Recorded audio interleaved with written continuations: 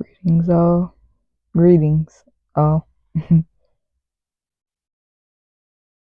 hope your Saturday is going well. Hope you're making good decisions. Hope you're doing everything to the best of your abilities. Hope you're being strong, capable, and able. I'm doing my best to do all of those things.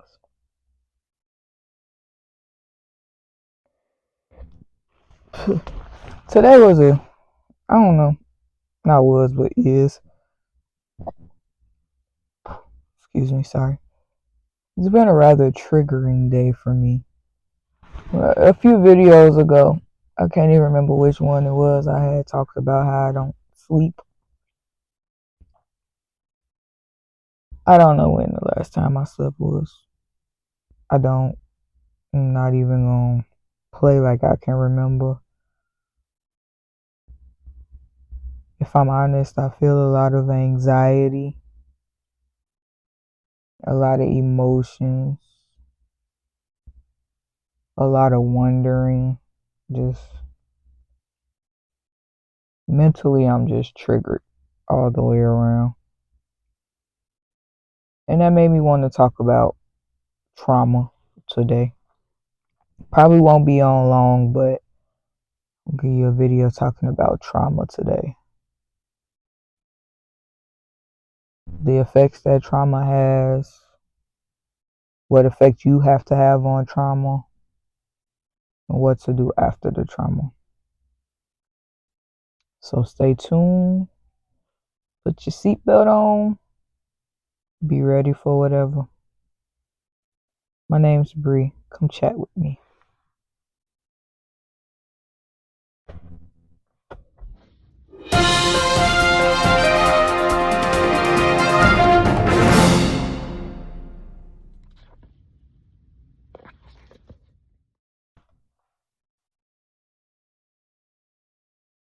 I was just finishing up where I left off. Yeah, trauma. Trauma, man. There's so many types of trauma you can deal with in life. Emotional trauma, verbal trauma, physical trauma, sexual trauma.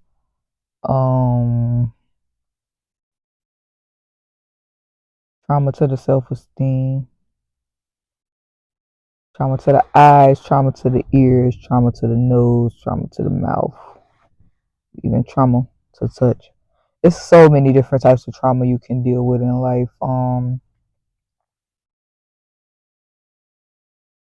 You can even deal with trauma to your thoughts. Like when you just thought something, or you just knew something was a way, and you find out in the most disturbing way that that's not what it actually is. That can be considered trauma. All trauma, you should never minimize the traumas that you go through. Just don't let them overpower you. And don't think that your trauma doesn't matter. Any trauma that you go through in life, and don't call it your trauma, I'm sorry. Though any trauma that you go through in life matters. It matters more than a lot of us try to make it seem. That's why I said don't minimize the trauma you go through in life, because it affects you whether you want to admit it or not. One of the most traumatic experiences in my life happened, the one that I can remember right now, the one that I'm thinking of right now. I really don't even talk to people about it, but it happened when I was 19 years old. When I was 19 years old, I was sexually assaulted, raped, and that trauma stuck with me the entire of my life. And I didn't think about it until a therapist brought it to my attention of how bad that trauma stuck with me.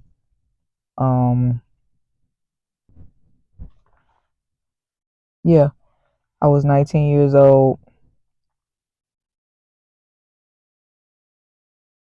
and that experience just rocked my world in the worst way. I was already not the most trusting of people, not trusting of people at all, if you want to put it like that. Um, but that pretty much just did it for me. After being raped, I dealt with major health challenges that I never thought that I would see. Um,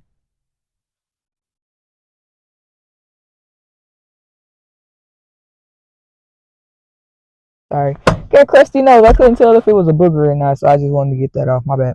But major health challenges that included a plethora of medications, and the medications had an adverse effect on me, and I ended up losing all of my hair. Like when I say all, I mean all. Bald. Completely bald.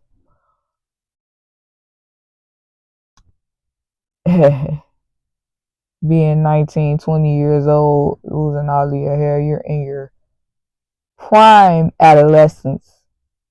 That was not a good feeling. Like, I know people that have lost their hair for other reasons at younger ages, and they were like, oh, it's just hair. I didn't feel that way. I'm thankful they felt that way. I didn't feel that way. I felt like the ugliest thing walking this earth. I really did. Because I already didn't have the highest self esteem. I already didn't have, like, I didn't have boys, like, flocking to me.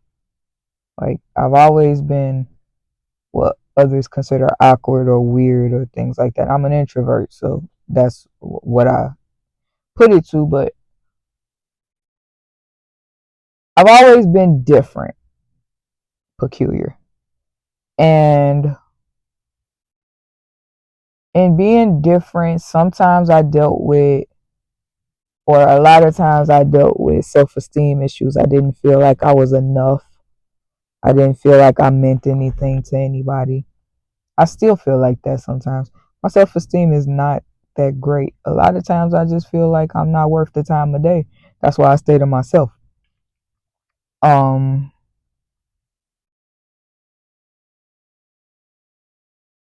yeah, that trauma sat with me for years. Still sits with me to this day, but I can honestly say if I'm sitting here talking about it now, I know for a fact it doesn't affect me half as bad as it used to. Um I was scared to date, scared for anybody to touch me, get close to me, guys. To this day, I'm still afraid of men in general, and that's me being completely honest. I'm afraid of men. Don't trust them. It takes a lot for me to get trust in a guy. I have to really push myself or see something, a positive aspect in you to make me trust you. I'm not trusting of men. Um, that trauma happened in 2009, 2010, somewhere in there. It took until 2017 for me to actually deal with that trauma. And the reason I had to deal with it is because I was in therapy. I went to therapy for something completely different. I couldn't understand why I was sad all the time. Didn't want to get out the bed. Didn't want to move. Saw no purpose in living. I would have been like, if a truck would have hit me and I would have died, I would have been okay with that. That's how I felt at that time. That's what made me realize you need to do something about this. And I went to therapy. Um, as I was talking to the therapist, we were just talking, and she just asked me, like, I feel like it was something around what was the worst thing that you feel ever happened to you or something like that. And that came up, and I remember feeling like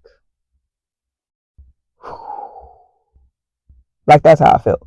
like I released something off of myself because I didn't talk to people about it.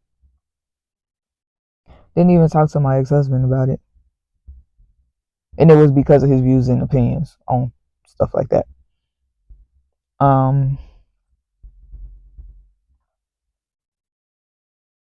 Yeah, that was me. That was my first step in realizing that I had a problem in that area. So sometimes with trauma, we do this thing where we repress it.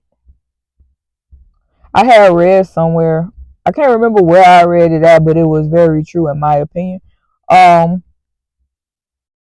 Sometimes you can't remember things, like whether it's your childhood or certain moments in life. Like everybody could be sitting at the table talking about it, and you like, I have no idea what you're talking about. And they're like, you were right there. If an experience is traumatic enough or painful enough or embarrassing enough, we can repress it to where we don't even remember it. So imagine repressing something like sexual assault, molestation, or rape. Imagine suppressing that. And as you keep going in life, you keep living. And for the life of you, you do not understand why you have trust issues, or you do not understand why the opposite sex or even the same sex, it bothers you to be in the same room as them. You do not understand why if a person grabs your wrist, true story, if a person grabs your wrist, they could be grabbing you just to talk to you, and it's not in a malicious way, they're just trying to get your attention. You have a full out panic attack. You don't know why these things are happening to you. It's probably because you repressed something somewhere, as the case was with me. I had repressed a lot. I A lot of my childhood I don't even remember because I repressed it. Now don't get me wrong, I remember events and things like that. I remember some of the happy stuff. When it comes to certain things that happen, like the bad stuff, I don't necessarily remember exactly how it happened. I just know that it happened. And I know it made me feel away, and I prefer not to deal with it or talk about it. I've repressed something somewhere.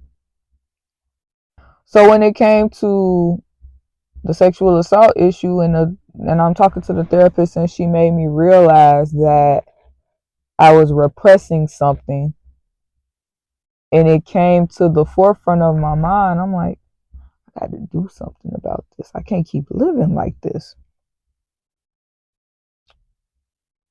A lot of prayer,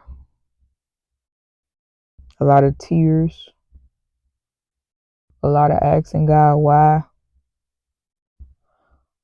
a lot of trying to confide in my husband, and when I realized he didn't understand or he just didn't get it, I just stopped trying. A lot of me making myself to be the person that I needed to be, making myself say, I want better and I'm going to have better. So I'm not going to let this get to me permanently. You have to, just like with an addict, whether it's a drug addict, a sex addict, pornography addict, whatever you're addicted to, an addict has to want to not be an addict anymore. Just like an addict has to want to not be an addict, just like they have to want help, you have to want help from your traumas that you've dealt with. Can't nobody force you to get help from that. It took me from 2000, I want to say it was about 2010, not 2009. So I was 20, not 19. 7 years to want help. And it took another 6 to actually feel like I accomplished something, which was last year, 2013. 23, I'm sorry. Trauma is not to be taken lightly. whether it's family trauma, friendship trauma, relationship trauma, bullying for children. It's not to be taken lightly. There have been so many suicides because people couldn't deal with what they were going through. So many spikes in the presence of mental illness because of things that people went through. So many drug addictions because of things that people went through. When will enough be enough? When will we take the time to help each other to see that we are so much greater than what we're going through?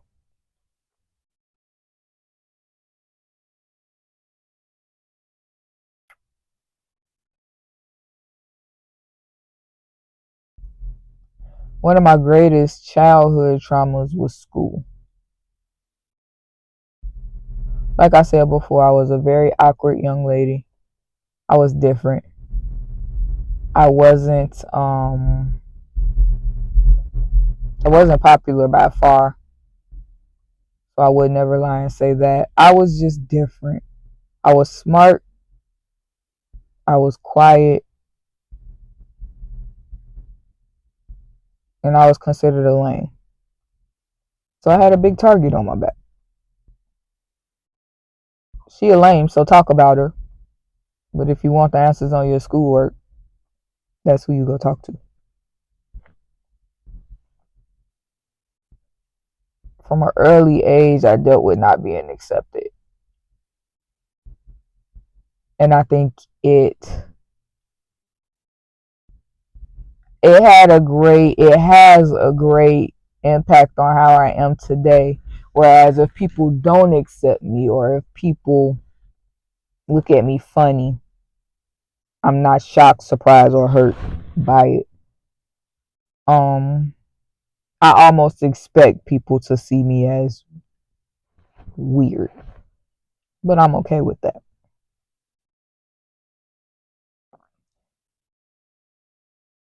At some point in life, God will show you where you belong. He will show you where you stand. He will show you your value. Whether you accept it or not, that's on you.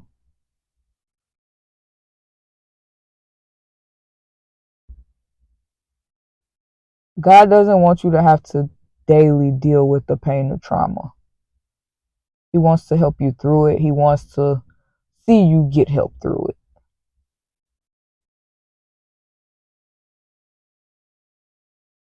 Never feel like, I said it already, I say it again, never feel like the traumas you went through don't matter, because they do.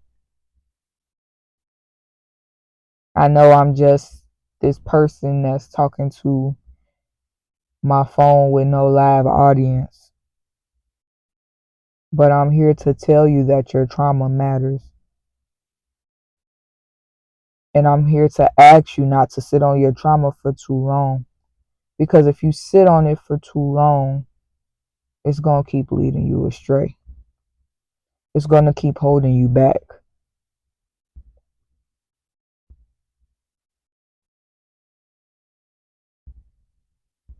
You'll never know the full potential of how much water a balloon can hold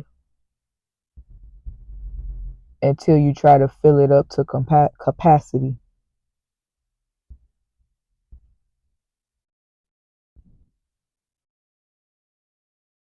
You'll never know. You never know how far your tire on your car can go until you fill it up, start the car, and start driving. If it's a hole in your tire, you're not going to get very far. If there's a hole in your balloon, it won't fill up much.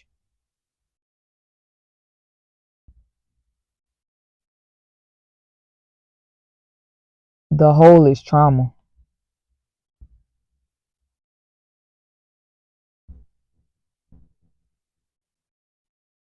Now you can get some slime or some Fix-A-Flat to patch your tire and then go on about your day. Or for a more permanent solution, you could put a plug in it,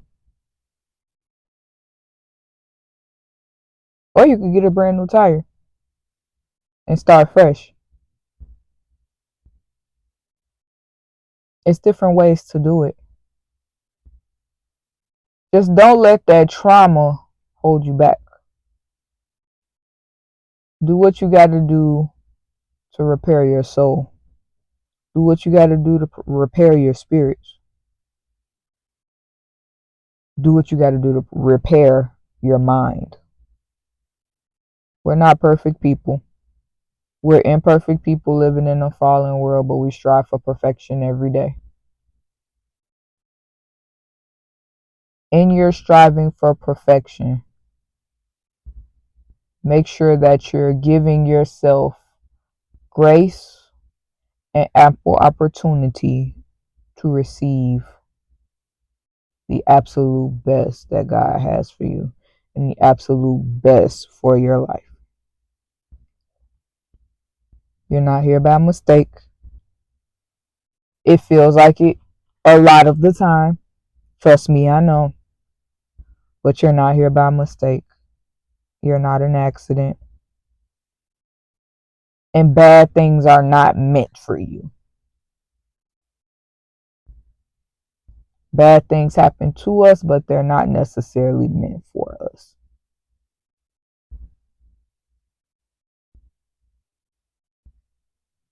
I pray that you have strength. I pray that you find love, however that may be. It does not have to be romantically. It can be platonic. It could be a puppy. It could be an iguana. But I pray that you find love. And I pray that you see the absolute greatness that's inside of you.